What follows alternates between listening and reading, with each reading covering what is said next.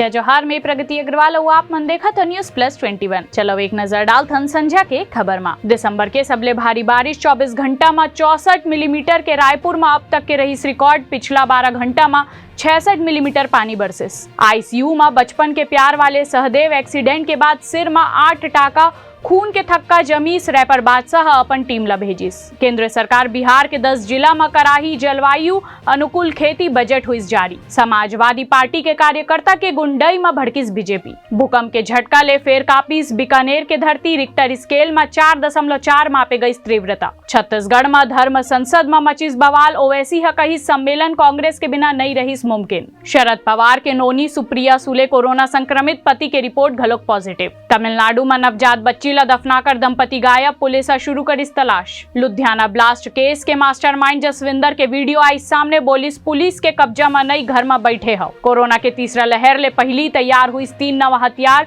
2 नवा वैक्सीन और 1 एंटीवायरल दवा ले मिलिस मंजूरी। ऐसने ही तमाम जानकारी बर हमारे चैनल ला लाइक और सब्सक्राइब करना जन भूलू और नोटिफिकेशन बर बेल आइकन घलो दबाहू। आप मन देखा तो न्यूज़+21 आप मन के हक के बात।